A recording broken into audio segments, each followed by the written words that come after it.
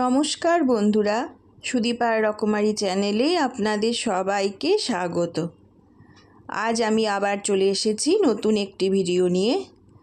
আজ আমি আপনাদের করে দেখাবো বিনা তেলে চিড়ে ভাজা কিভাবে করতে হয়। বিনা তেলে বাদাম, কারি পাতা আর চিড়ে ভাজা আমি আজ আপনাদের করে দেখাবো। খুব সুস্বাদু এই রেসিপিটি, চলুন তাহলে করে দেখাই।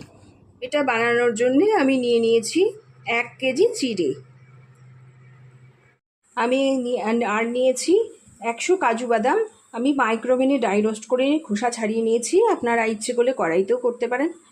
কারি পাতা নিয়েছি অল্প কিছু, এটাও আমি মাইক্রোওভেনে শুকনো করে নিয়েছি। এটাও আপনারা কড়াইতে করতে পারেন, কোনো অসুবিধা নেই, কড়াইতেও হয়ে যাবে।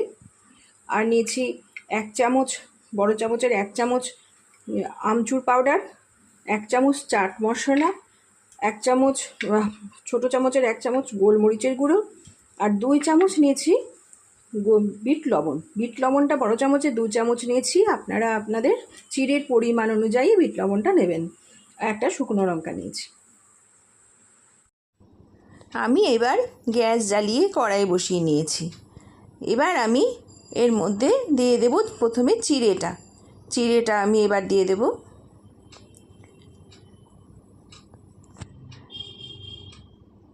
এই রেসিপিটি আপনারা বাড়িতে করে দেখবেন বন্ধুরা, খেতে খুব সুস্বাদু হয়।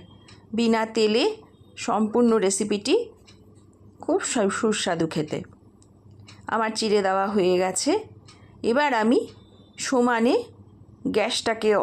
গ্যাসের আঁচটাকে বাড়িয়ে নিয়ে নাড়তে থাকব। সমানে ভালো করে আমি নেড়ে নেব। উপর নিচ করে নাড়তে হবে, সম্পূর্ণটা ভালোভাবে নাড়তে হবে, সমানে নেড়ে যেতে হবে যাতে চিড়েটা নিচের দিকে পুড়ে না যায়। সেই জন্যে আমার গ্যাসের আঁচটাকে বাড়িয়ে নিয়ে সমানে আমি নেড়ে যাব। দেখুন আমার চিড়ের রঙটা আস্তে আস্তে চেঞ্জ হয়ে যাচ্ছে। এইভাবেই সমানে নেড়ে যেতে হবে। গ্যাসের আগুনটা বাড়িয়ে নিয়ে গ্যাসের আঁচটা বাড়িয়ে রাখতে হবে। দেখে এইভাবে সমানে নেড়ে যেতে হবে, উপর থেকে নিচ পর্যন্ত এইভাবে নাড়তে হবে। সম্পূর্ণ বিনা তেলে এই রেসিপিটি দুর্দান্ত খেতে লাগে বন্ধুরা। সব কিছুই বিনা তেলে, বাদাম, কারি পাতা, চিড়ে পুরোটাই বিনা তেলে, কিন্তু খেলে আপনারা বুঝতেই পারবেন না এত সুন্দর খেতে লাগে।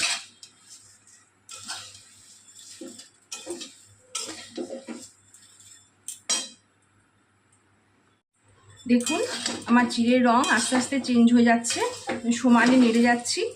এইভাবেই নেড়ে যেতে হবে, একটু সময় নিয়ে আপনারা বুঝতে পারবেন চিড়ের রংটা চেঞ্জ হয়ে যাবে, যে ভাজা হয়ে যাবে সেটা আপনারা রংটা দেখলেই বুঝতে পারবেন। এই পর্যায়ে এসে আমি গ্যাসের আঁচটা এবার একটু কমিয়ে নেব। কমিয়ে নিয়ে আমি প্রথমে দিয়ে দেব বাদামটা। গ্যাসের আঁচটা অবশ্যই কমিয়ে নেবেন, নাহলে কিন্তু পুড়ে যাবে চিড়েটা। এগুলো দেওয়ার সময় গ্যাসের আঁচটা কমিয়ে নেবেন। এবার বিট লবণটা দিলাম, গোলমরিচের গুঁড়ো, চাট মশলা,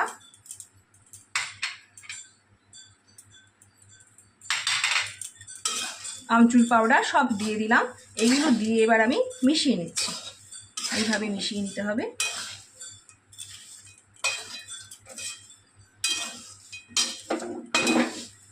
দেখুন এইভাবে মিশিয়ে নিতে হবে। আমি কিন্তু চিড়ের অনুযায়ী গোলমরিচের গুঁড়োটা দিয়েছিলাম। এখানে কিন্তু সব কিছুই চিড়ের অনুযায়ী দেবেন, সমস্ত পরিমাণটাই।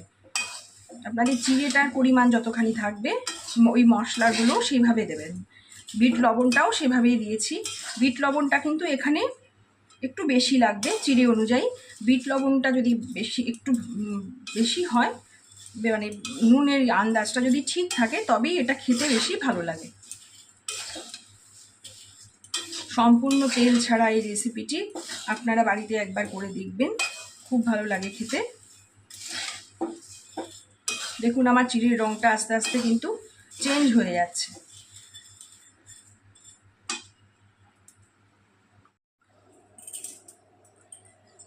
এই দেখুন আমার চিড়ে কিন্তু এবার একদমই রেডি হয়ে আসছে, কালার একদম চেঞ্জ হয়ে গেছে। আমি কিন্তু সমানে নেড়ে যাচ্ছি, এইভাবে নাড়তে থাকবেন সমানে। দেখুন, আপনারা দেখলেই বুঝতে পারবেন রঙটা চেঞ্জ হয়ে যাচ্ছে, লাল লাল হয়ে এসেছে। চিড়ের ভাজা একদম রেডি হয়ে আসছে। দেখুন, সমানে এইভাবে নেড়ে গিয়ে নাড়তে হবে। খুব সুস্বাদু লাগে, চায়ের সাথে সন্ধ্যেবেলা খুব ভালো লাগে।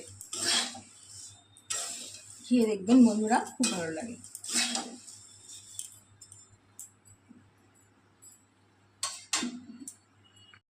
দেখুন, আমি কারি পাতা আর শুকনো লঙ্কাটা এইভাবে, শুকনো লঙ্কাটাও আমি মাইক্রোওভেনে ড্রাই রোস্ট করে দিয়েছি, দিয়ে এইভাবে আমি গুঁড়ো করে নিলাম।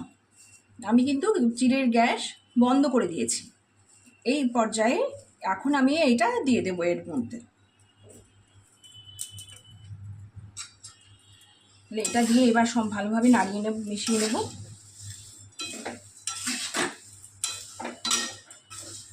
খুব সুস্বাদু এটা, এই রেসিপিটা আপনারাও বাড়িতে করে দেখবেন, খুব ভালো লাগে খেতে। খুব অল্প সময়ে অল্প জিনিসে তাড়াতাড়ি হয়ে যাবে। দেখুন, আমার চিড়ে ভাজা সম্পূর্ণ রেডি। দেখুন, আমি বাটিতে ঢেলে নিচ্ছি। আমার চিড়ে ভাজাটা সম্পূর্ণ হয়ে যাচ্ছে। কি সুন্দর দেখতে হয়েছে দেখুন, খেতেও খুব সুস্বাদু হয়।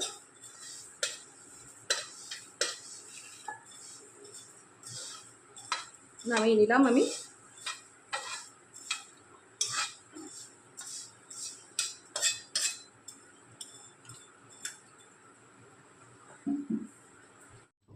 বিনা তেলে চিড়ে ভাজা আমার সম্পূর্ণ রেডি হয়ে গেছে।